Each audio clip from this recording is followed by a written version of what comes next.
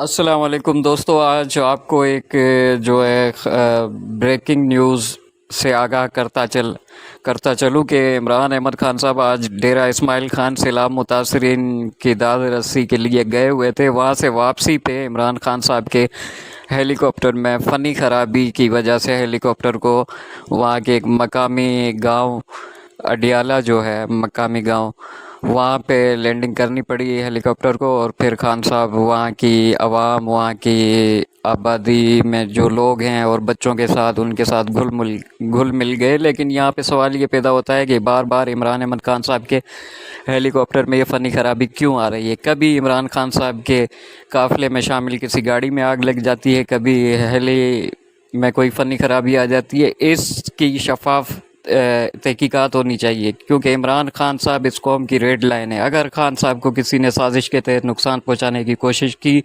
تو یہ قوم اسے کسی صورت معاف نہیں کرے۔